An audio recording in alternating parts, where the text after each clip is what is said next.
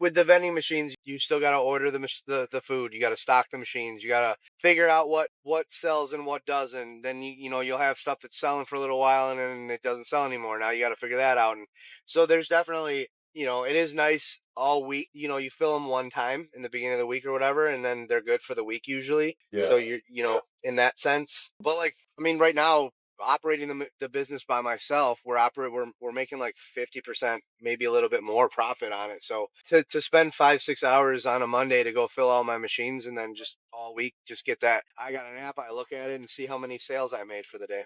Yeah. Yeah, absolutely.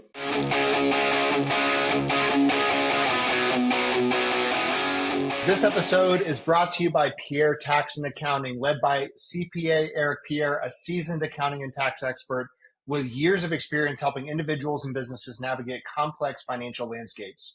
Whether you need personal tax planning, business tax strategy, bookkeeping, or financial planning support, Eric and his team are committed to helping you protect and grow your financial future with clarity and confidence. To get expert guidance you can trust, check out Pierre Tax and Accounting at pierreaccounting.com. This episode is brought to you by my friend Silas Lagoy over at ForgeMark Wealth. If you're a high-income business owner or professional and feel like you're getting crushed by taxes, you're not alone. And more importantly, you're not stuck. ForgeMark Wealth specializes in advanced legal tax strategies and wealth planning designed to help you keep more of what you make, grow it efficiently, and actually build long-term freedom, not just income. If you're making serious money but don't have a real strategy behind it yet, I highly recommend connecting with Silas and his team.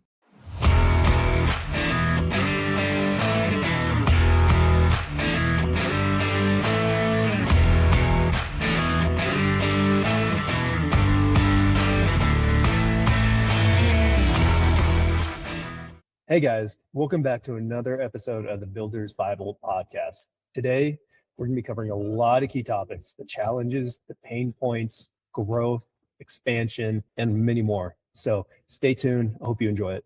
Yeah, thanks for taking the time. We really appreciate your time. Yeah, no problem, buddy. I'm sorry I'm in my car, but It's okay. Gotta go. It's okay. It's okay. Yeah, I've talked to a guy before. He was in the car too, and he had his camera off, so not a big deal. Not a big deal. But where are you off to right now? I think I'm actually going. I'm running to the store right now, so. Okay, gotcha. Cool.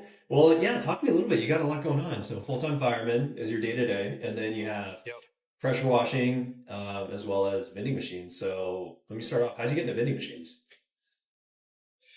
Oh my gosh, such a weird story. So we started a power wash business in 2020. So I've been building that and got it to a place last year where I wasn't doing the most of the labor. So, for the first 3 years, it was just me by myself. And then I started hiring guys that work at the firehouse with me.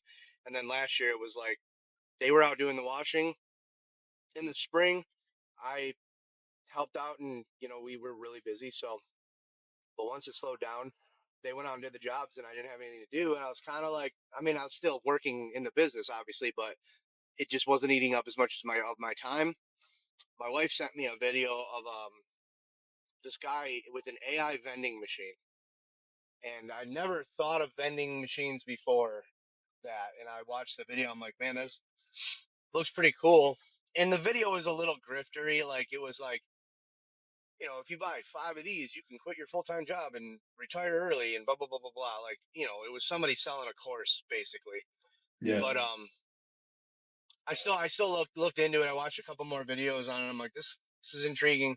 So we were on a vacation in Hilton Head Island, and my wife and we were at a bar. And we were talking to each other about it, and I said we should just buy one machine and see what happens. And she was like, yeah, that's fine. When we get back, whatever.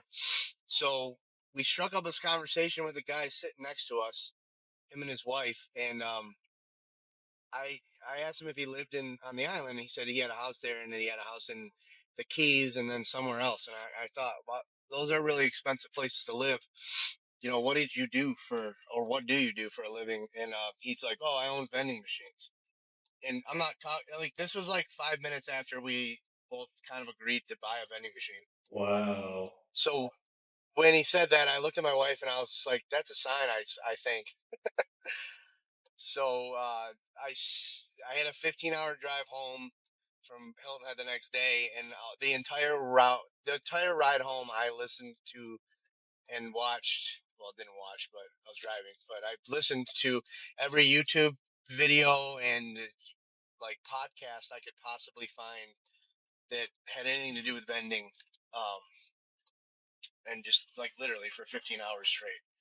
My family probably hates me for it, but we got home. I did a little bit more research, and then um, I got into it. I figured out, learned a couple of different ways of getting locations, and I got my first location to sign a contract, and I bought a vending machine, and then a month later we bought three more. We had three more locations, and then we have five now. So which is super small, Wow. but those Yeah. five are Yeah. pretty good. We generate about 55 to $6,500 a month in sales Good. Very nice. Each one or total? total.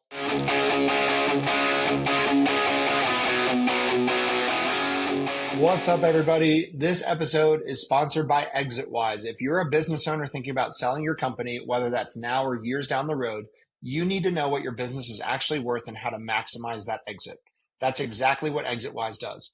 They help you prepare, position, and ultimately sell your business by assembling a world-class team of M&A experts around you, guiding you from valuation all the way through closing. If you want to know what your business is really worth and how to increase that number before you sell, go check out exitwise.com and get ahead of it.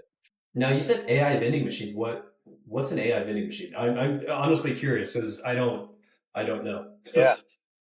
So they're not new. They're very actually not new at all. In like the Asian countries, they're like they have them everywhere. They're very big over there. In fact, the ones that we use, they're they're from China, I believe, and Mhm. it's a cooler and like it's a refrigerator, and glass front, and it just has a point of sale on it that you pay with your digital form of payment or your credit card, and the door unlocks, and you can take out whatever you want. You can take out as many items as you want, and it has cameras inside that see what you're taking, and then there's AI in the system that like I don't know triangulates it with what you have set up in your template in the app, and it charges you what you took. And then Oh, it interesting. also, in the process of that, it's keeping track of your sales. It keeps track of like exactly how many of each item you need to bring with you for a restock. So when you go to restock these machines, you can literally look at the app, pull up the restock task, and it tells you you need 8 Cokes, 20 Diet Pepsis, whatever. So you just bring exactly what you need and throw it in the cooler, and it's pretty cool. Everything's operated right off my phone on an app. Um, I can track. There's so much stuff that I can track with it. Yeah. Wow. That's crazy. Yeah. I'm sure I've seen one. I just never noticed. But I'll keep an eye out next time I'm in a store Yeah, or look at a vending machine because your typical vending machines, old school way is like you have the glass front. You do B5 and the little spiral thing will come out and sometimes well, they get stuck. You gotta shake it. that's the beauty of these is that you can. Most people that switch theirs, like I know a guy that has a very large vending route. They do like 400,000 a year, and he switched half of his locations over to these new AI machines, Hmm. and he's doubled his sales Wow, that's because crazy. because the average vend is now like three items rather than one. Yeah, So because you're just yeah. it's so much easier to grab another item. You went to a vending machine to get a pop, and you just get the pop and you walk away. But with these, you go to the vending machine to get that Mountain Dew, and you're like, oh, I can. There's a Snickers bar right next to it. I can just grab that and a Pop Tart or whatever. And you can put things in it that you can't put in a vending machine or a traditional vending machine. Like we went to a food show yesterday, and they have all kinds of stuff that you buy frozen, and then it has like a decent shelf life, couple weeks shelf life. once it goes into a refrigerator. And like we can put cheesecakes in our machines, we can put hamburgers in there, sandwiches, submarine sandwiches, um, salads. We put pasta salads. I'm gonna buy these little containers of pad thai. Like it's insane what you can put in there. So we change it up all the time. And when I go to my locations to fill my vending machines, it's funny because the people that work at these places like will come up and just tell me how much they love them.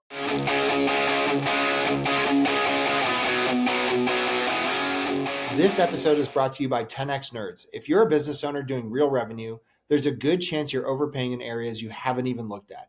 Things like credit card processing, insurance, telecom, and more. 10x Nerds comes in, audits your expenses across 30 plus categories, and finds immediate savings. And here's the kicker. They only get paid if they save you money. It's a complete no-brainer. If you want to keep more of what you make, go check them out at 10xnerds.com. This episode is brought to you by Rakowski Law Firm. If you're a business owner or have built a level of wealth, but you don't have your estate plan dialed in, you're exposed. Rakowski Law Firm helps families and business owners protect their assets, avoid probate, and make sure everything transfers exactly how it should. This isn't just paperwork, it's a real strategy to protect your legacy. If you haven't looked at your plan in a while or don't have one, go to rakowskilawfirm.com. Also, I'm all about the customer experience too. So whatever you can do to Right. make it frictionless for them, because then they just open the door, grab, versus like, okay, I'm going to swipe my card again to get this. So you're sitting Exactly. there for another minute or two. It doesn't feel like that And much, but it's just another, yeah. I learned that in my power washing business too. Like we increased our revenue a lot. Like we went from doing like 100,000, barely making 100,000, doing over 200,000 in one season, and it was all because I started using a program that would automatically send out a bid for every service that we offer and package them. So give them little bundle deals, and it would like show up on the screen in a pretty way so that they like it was appealing to the eye to click on them. And before, they call me and they would ask, well, we need to get our house washed. Okay, I give them a price, $400, and that was it. Yeah. I didn't have time to be like, well, do you want me to give you a quote for windows and gutters and all this other stuff? During the season, I would just give them the quote and say, do you want it or no, and move on. With this, I send it to them and they can look it over, and they're like, they usually end up buying 3 services instead of just one because it's easy. Like you said, frictionless. That's the key. Yeah. Yep. Absolutely. Yeah. That's why Amazon, you go to Amazon, it's so easy to buy It stuff. is. That's Exactly. cart, checkout. Yep. We're good to go. So yeah, absolutely. I'm all about that. So, it sounds like things are going pretty well for you. Do you have any, do you have any pain points? Do you have any challenges you're running into? Is it trying to sell, say, storefronts or companies to host the vending machines? Is that kind of a hard sale? I gotta ask. That is the hardest part about it, is finding the locations. Uh-huh. We're not trying to grow it like super fast. We're operating out of our garage, and I don't really want to outgrow that yet. Yeah. I think I could probably add another like 5 machines to my route and still be able to operate out of my garage. But Yeah. That's definitely the pain point, is finding is having that. I'm also selling the machines now. I'm a distributor for the specific machines that I use, Mhm. and I don't know if I have any pain points there yet. Like, I haven't quite figured out my marketing strategy for that. Is literally my TikTok videos, and Yeah. it's working pretty well. I think I sold nine vending machines this month already, which is pretty good for me, like profit wise. Sure. Absolutely. Not a lot of work. I'm literally just sending them an invoice, and then I'm their after sales support. So they call me with any of their problems, and I just answer them and tell them how to set up the machine. And most of it is like a couple phone calls, and then once they figure it all out, I don't hear from them until they need to get another machine. Right. So Right. I don't know if I don't really have any pain points there, but I would say the biggest pain point is finding the locations to put the vending machines in. Yeah. How are you going about purchasing the machines? Are you you just using the cash flow from the business, or out of Say pocket? what again? you're purchasing your capital. So, okay, Oh yeah, yeah. financing needs. That would be a pain point when Yeah. you get a bunch of locations. You're like, shit, I can't afford to buy all these machines. I just literally had one of my customers tell me yesterday. He bought a machine from me, and then he's like, I got three more, but I can't afford it. And I'm Yeah. like, and we can finance through like a firm or business PayPal, Pay Later, whatever. But man, those terms are so bad, and I don't like getting people into that kind of debt. You know what I mean? Like Right. they're like 20% interest rates on those, and Yeah. It's a lot. um, so that's a pain point and the selling point because everybody asks me about financing, and some of the bigger companies have really good financing options. But yeah, I funded mine with I bought the first two with money from my other business, and then the rest of them I put them on a 0%, 12-month 0% credit card from Chase, Hmm. which I don't love credit. I mean, we're other than our business debt, we're debt free family. So, Yeah. but they're paying themselves off already. So Sure. Sure. Absolutely. They sound like they're. I mean, just like we said at the beginning of the call, love mailbox money. I'm all about that too. I gotta. One of the other things I do is I'm in oil and gas too, so I have rights in oil and gas wells, mainly in nice. California. But that's my background actually. So, but yeah, I'm all about that. I don't know. I don't know if so. It is. I would say it's semi mailbox money because like with oil and gas, you probably just get a check, like literally, right? You don't really have to Yeah. do much for it. Literally just get a With check. with the vending machines, you still gotta order the food. You gotta stock the machines. You gotta figure out what sells and what doesn't. Then you'll have stuff that's selling for a little while and then it doesn't sell anymore. Now you got to figure that out. And so there's definitely it is nice all week. You fill them one time in the beginning of the week or whatever, and then they're good for the week usually. So Yeah. you're in that sense. Uh-huh. But like I mean, right now operating the business by myself, we're making like 50%, maybe a little bit more profit on it. So Yeah. to spend 5 6 hours on a Monday to go fill all my machines and then just all week just get that. I got an app. I look at it and see how many sales I made for the day. Yeah. Yeah. Absolutely. It's absolutely. It's I get it. I get it. It's there's definitely a need. What the locations you're focusing on, does it need to have like a certain amount of foot traffic? Or what are kind of your requirements around that? Um, Foot traffic, yes. I like 50 people or more. Some people will go less. I do have a spot that has less, and it actually does pretty well. But you want as many people as you possibly can because they need to. They're Yeah. they're It's sitting fine. at work all day long. The more people you have, the more sales you're gonna have, obviously. So Right. 50 is my number, but I wouldn't turn something down lower than that. But I like 50 is like a good base starting point. Yeah. Is that 50 a day, I assume, right? Yeah, yeah. So like I have a warehouse, a factory. They have like 70 people that work there Monday through Saturday, and they do $1,200 in sales typically a month. Hmm. Yeah. Or I'm sorry, is it a month? I think that's the monthly. Yeah. Yeah. Gotcha. Very nice. So in Detroit, are you looking at expanding these two, or are you do you want to just kind of stay within your area and then kind of grow from there, or do you like Ye- kind I'd of like to keep my route somewhat tight, like in the yeah, Detroit area. Um, yeah. some people have talked to me about maybe like partnering up in like other areas on the other side of the city or whatever, and just if I get spots over there that they would just manage it and something that I would explore. It's a little easier to do that with this than it is power washing, Yeah. but A little less labor intensive. yeah, it's Yeah. easier to teach people how to do this too. Yeah. Oh yeah, absolutely. Yeah, no, I totally get it. I totally get it.